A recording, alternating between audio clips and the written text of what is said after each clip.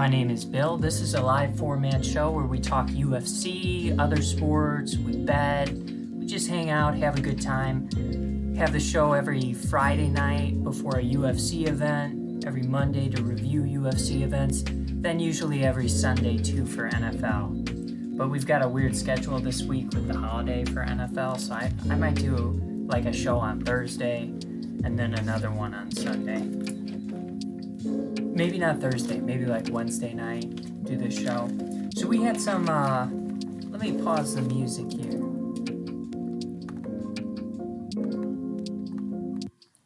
It's fun. Okay, so we had some fights this past weekend. We had Vieira taking on Misha Tate at the UFC Apex.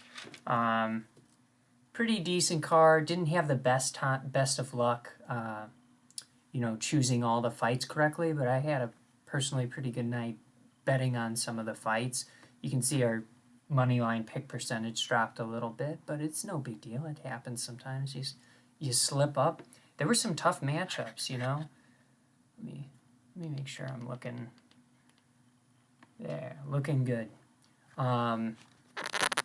Yeah, there were some really good matchups on the card. I thought there were some really close bouts that could have potentially, I don't think there were any crazy results by the judges, but I think there were some fights that were really close and competitive.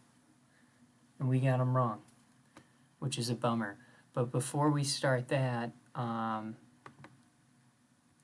just want to show you, I got a complaint on my last video. Because I showed, we were talking Michael Chiesa, and I was just, one of the first times I saw Chiesa, or was exposed to Chiesa, was in his interaction with Kevin Lee, and I thought that was pretty funny, but apparently someone claimed the video as their own, a channel called UFC UGC.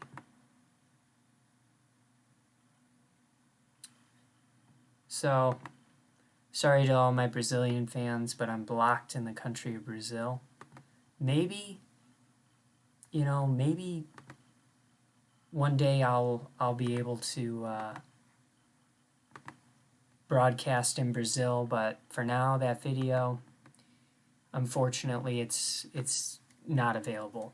What I don't understand is I think I got the video from like MMA Junkie or something, and then like at that time Fox Sports had the right to UFC. Now ESPN and Disney, obviously have the right. So I don't know who this guy is, but we'll play another video. Oh, slap him then. Do something about it. What are you going to do about that? He's had the disrespecting you. Do something then, I just shut your mouth. Fucking fool you. Let's backwards cunt. Thanks. Okay. So those are my thoughts on the claim that was waged against me. Moving on to the fights. Before we get into them, please subscribe to the channel, and you'll get notified whenever I go live. Let's go through the fights, because I was actually able to watch all of these. There were some pretty good fights on the card. First, we had Luana Pinero. We took Luana. What did we like about Luana? So we highlighted just the fact that Sam Hughes had struggled in the UFC. Granted, she fought some really good competition in Tisha Torres and Sophie Sarah. Thought she might have to grapple in this match, like show she's the superior grappler in order to win that, and she wasn't able to do that. It was actually Luana who was shooting for the takedowns and had a lot of success in terms of time of control, getting them fight to the ground. It was a good performance by Luana. In the next fight, we had Shailin up against Sean Soriano. Shailin won this fight. We took Soriano on the money line. I perceived him as the better striker, and I think he looked a little more dangerous on the feet.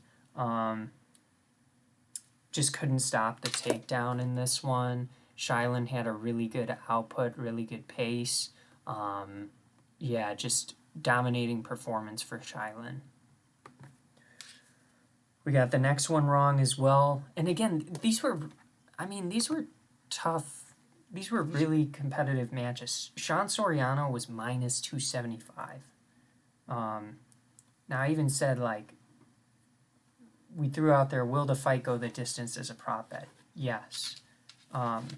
Stylistically, that was a tough fight to predict.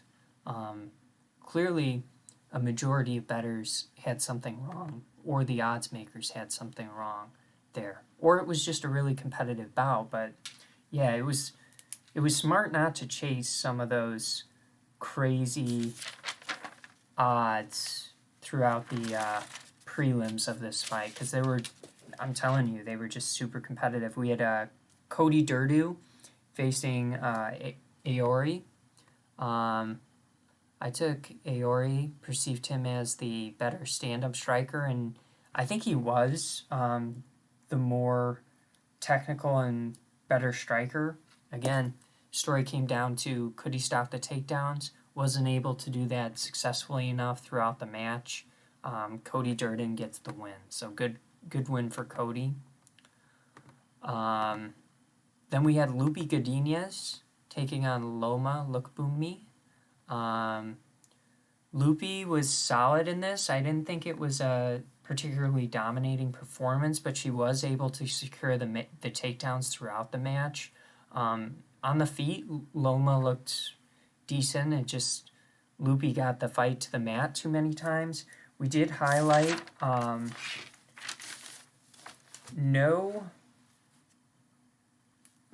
we didn't really highlight any sort of prop bet for this. We did like Loopy's wrestling going into this, her aggressiveness, willing to push forward, and that's what you saw throughout the fight. This was a great fight, I thought. Rafa Garcia against Nathan Levy. I was just waiting for Rafa Garcia. I took Nathan Levy at minus 105. It was a pick-em, you know. I was waiting for Rafa Garcia to just slow down, and he seemed tired. He did seem really tired, but he was determined to get the victory in this match. Had a ton of success, surprisingly, taking down Nathan Levy. I think part of that is just stylistically what Nathan was trying to do in there. He wasn't in real danger when he was on the ground, so he didn't mind the fight going there. It was just like, you could just sense it in the late, probably late second round that, like, Nathan Levy was just going to need a finish in order to win this match, or a crazy dominating a crazy dominant third round. And even then, I don't know if that would have won it for him. So really good win for Rafa Garcia. Nathan Levy, I saw a lot of things I liked. He hit Rafa with some really good shots. Just kind of overextends himself, I think, a little bit in the stand-up game. Throws really big, like a lot of movement, not real direct and efficient. And I think he got tagged up a little bit in the boxing as a result, especially in the, I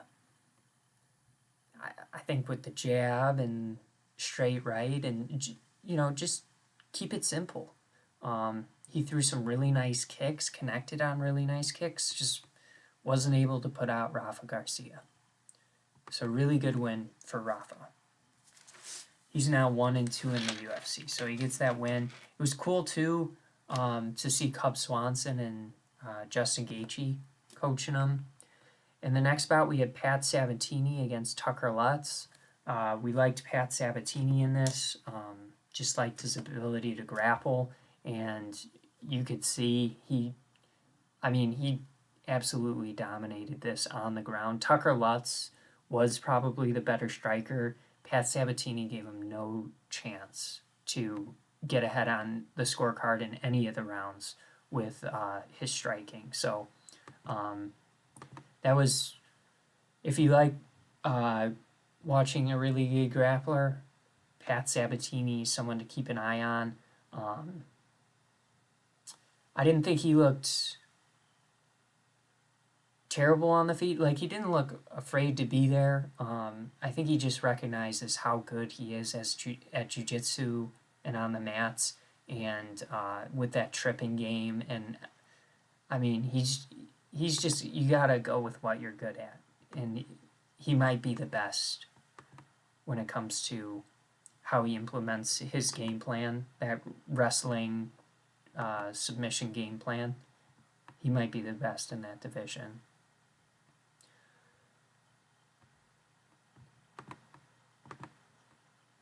I think I know who, he's 145, right? Or is he 155? He's one of the best in his division. Next fight, we had Davey Grant against Adrian Giannis. This was a really good fight. I thought it could have gone either way. Look at the scorecard.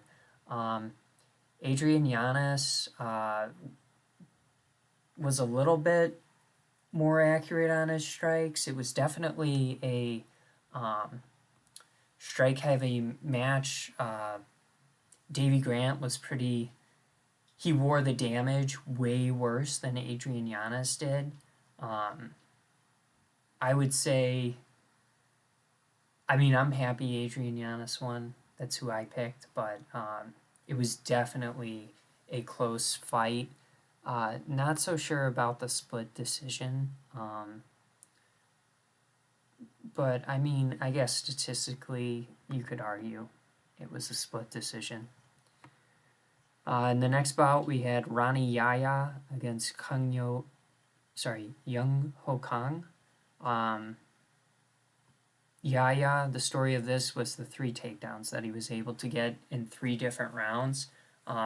Just kept the fight on the ground, really strong on the ground. He got hit with some really hard shots while he was on his feet. Ultimately, Young Ho Kang, I think, had an opportunity to win this fight. Same with Nathan Levy. I think he had a real opportunity to win his fight, heading into the third. And I think Young Ho Kang, similar story. He really had a chance to win this fight. He went on top of Yaya a couple times, and it just wasn't a smart idea. He should have, I think, made more of a concerted effort when Yaya was on the ground to make sure he got up, and basically waited for the ref to demand that Ronnie Yaya stood up. I think he had him hurt at least once in this fight on his back, and he ended up pursuing, top control, and it was just a bad idea. The next fight, we had Talia Santos against Joanne Wood. Really good performance from Talia Santos, who's now 4-1 in the UFC. Says she wants one more match, maybe out before she calls out someone in particular, a fight she wants in particular, but she's pretty good. She looked, she hurt Joanne Wood on the feet. Ultimately, the fight was taken to the ground, and she was able to get a rear naked choke. Yeah, pretty impressive fighter. I thought it would maybe go to a decision for her, but it was clear pretty early that Joanne Wood was going to have a lot of issues with making it the full 3 rounds in this fight. Ultimately gets submitted with 11 seconds left on the clock in the first round. The next fight, we had Michael Chiesa against Sean Brady. Sometimes you're not right, but you're lucky. And that's what happened in this fight for sure. We had predicted Michael Chiesa to be the guy who would want to be on the ground, grappling, and we perceived Sean Brady to be I perceived Sean Brady to be the better striker, and that just wasn't the case. Michael Chiesa looked a lot quicker than Brady, which he's a big dude, so that's not a big deal. But Chiesa was hitting him with a pretty elementary jab and really forcing Sean Brady's hand. That being said, Sean Brady, we talked about a couple times, like Kevin Lee, Anthony Pettis, Miles Vidal, they've all submitted Chiesa. Sean Brady recognized and stated he's seen Chiesa have trouble with wrestlers before, and wrestling was the story of this match. Sean Brady looked really strong in the grappling game. Pretty surprising. I'm interested to see who he draws next. There's definitely some good fights you can make for this guy. I don't think he's better than Usman, though, or gonna fare well against Usman. I could be wrong, but that's just my perception of his performance against Chiesa. He's not quite there and ready to contend yet. But if he keeps beating people, he might have to, and that's the sport. In the next fight, we had Vieira against Misha Tate. This was a pretty good fight. I thought they were talking about it. We took Misha Tate, but it was a pick'em. They talked about it on the broadcast, and Vieira is super good. It's just almost like she doesn't realize how good she is and how many times a potential finish was there for her, I think, in this fight. Really good that she was able to get the win. She's now 2-2 in her last 4. Really impressive fighter in stand-up game. Misha Tate was a competitor and kept the fight really close. I thought it was going in favor of Vieira heading into the 5th round. Maybe 3 rounds to 1, maybe 2 to 1. And then I thought Vieira's performance in the 5th round just really sealed the unanimous decision for her. So Misha Tate, it'll be interesting to see who you would match her up against next probably needs a little bit of time off. Vieira, on the other hand, I just don't know. I think she lost some. Let's look. She's lost some rough ones.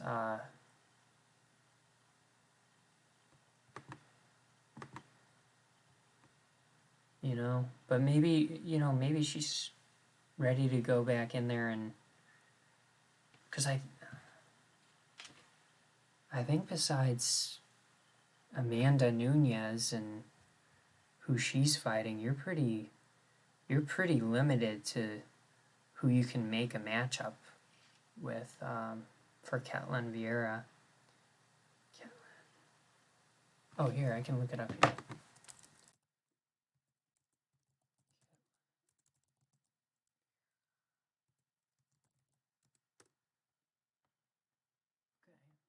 Yeah, I just want to see who she's faced. I think Irene Aldana is in that top 5. I'm not sure about Yana.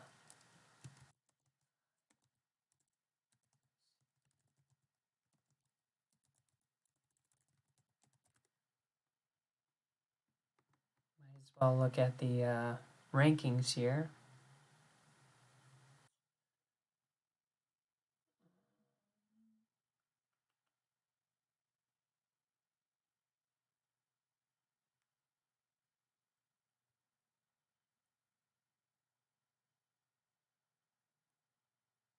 Oh, that's pound for pound. I was looking at the. Here we go. Yeah, so you see, you got Irene Aldana 3, Yana Kuniskaya 6. Has she fought Aspen Ladd or Julia Pena?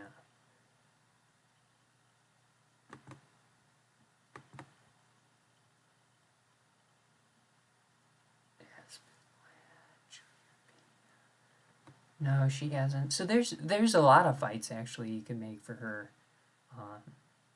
You know, outside of a rematch with Irene or Yana, there's other fights you could, do something against like a grapple heavy person. Obviously, Misha Tate brings a really good grappling game. So does Vieira in her own right, pretty good grappling. But like an Aspen Ladd, you know, super good grappler. That would be a test. I think even a high output striker like a Holly Holm would be a big test. So yeah, there's definitely some fights to be made after this weekend. There is no UFC next weekend, but the subsequent weekend, okay, this is Aldo Font, and then I think the weekend after on the 10th, this is on the 4th, we've got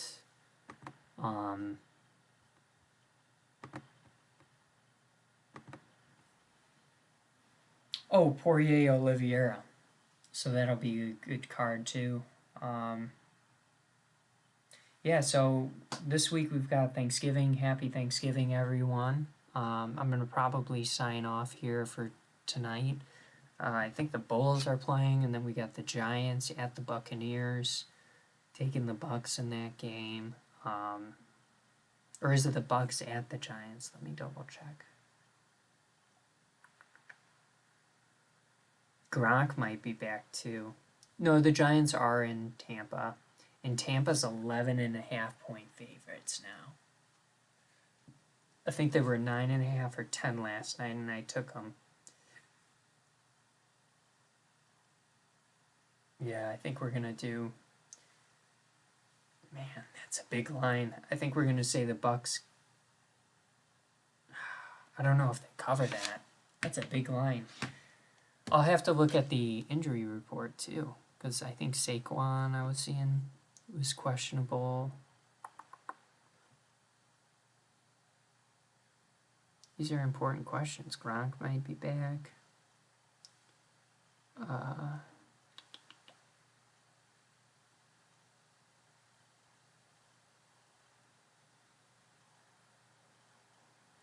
it seems like Saquon's going to play. Not that the Tampa's got a really good run defense, but 11.5 points is too much, I think. So I'm going to go with the Giants to cover the spread. Over-under's 50. We'll go over, and I pick the Bucks to win. I think it could be a shootout. Then for the NBA tonight,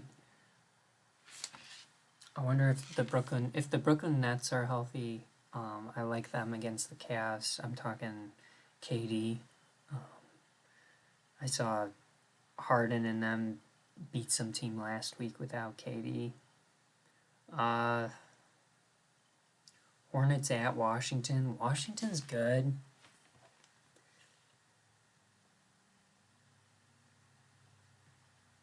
And I think Charlotte just had a really good performance recently against Washington. I've got Spencer Dinwiddie on my fantasy basketball team. He was like my last pick. Yeah, but they lost by 10 in Charlotte. They only put up 87 points. So I guess, see who's in for Washington. If it's a full team, I'm talking Dinwiddie, Beal, Kuzma, some of the other guys. Who else do they have? Harrell, Montrezl Harrell. I mean, those guys. If they have all of them, I think Washington could win this game, but maybe that's one you want to avoid. Obviously, like Houston traveling to Boston. Boston seems to be playing a lot better after going through some middle school stuff earlier this year. And then Indiana taking on the Bulls. The Bulls are going to win that. Regardless of who's playing. Bucks are going to beat the Magic. I kind of like New Orleans at home versus Minnesota, but Minnesota did have, D'Angelo Russell had a good game. I guess if Ingram, I guess depends on the report for that one for sure. If both teams are healthy, with the exception of Zion, I don't know. I kind of like the Pelicans at home. I don't think the Wolves have quite figured it out yet. Then the Spurs at San Antonio.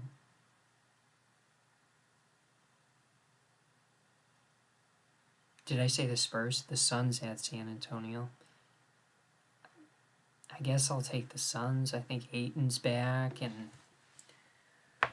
I'm sure everyone's playing. It's still early in the year. And then we've got Memphis at Utah.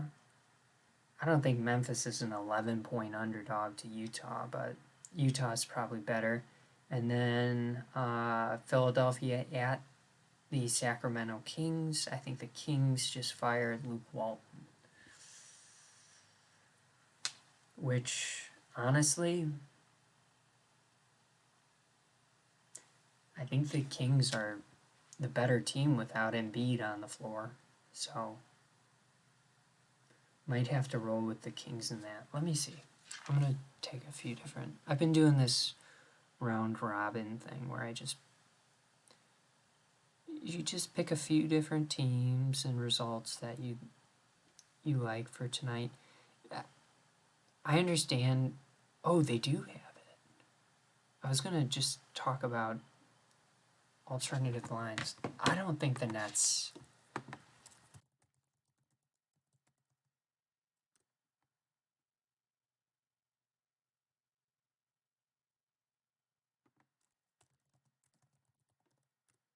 I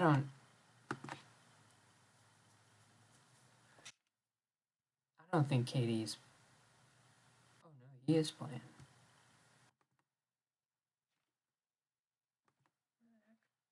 They're playing the Cavs.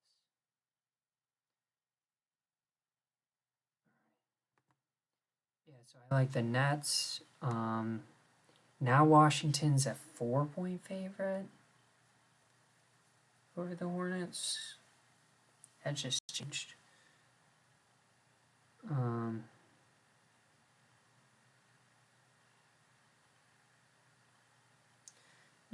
Yeah, so I think in some of these big spread games, like -11 for the Celtics, I think just to improve my odds a little bit, I'm going to just do like -5 on a couple of these. Like just alternative odds. Atlanta Hawks -800. If I take them for -5, they're -470. And then all you're doing, Bucks. Okay, the lowest I can do is 5.5. But they're -490 for 5.5, -1,000 on money line. Avoid those ones.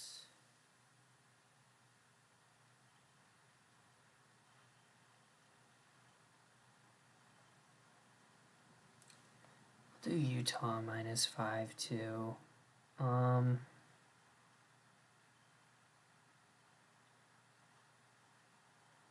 And I guess the Suns -5.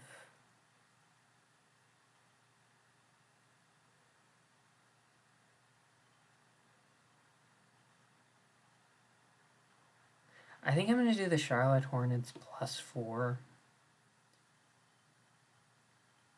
What was another tough one? I'm going to do the New Orleans Pelicans +3.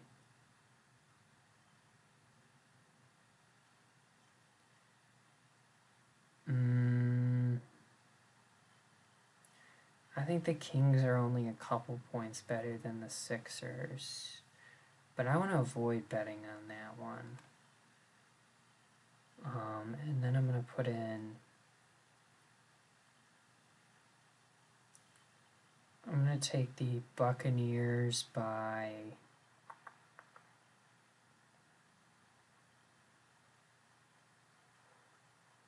We'll do 6.5 for -225. If I do a round robin, then basically like I'm betting on like 2-team parlays in it, and it's just kind of fun. You just bet little amounts on each, and it's just low risk, low reward. It's not too bad. All right, I'm gonna sign off here. Everyone have a good week. Happy Thanksgiving. I'll be back probably midweek for Thursday football games.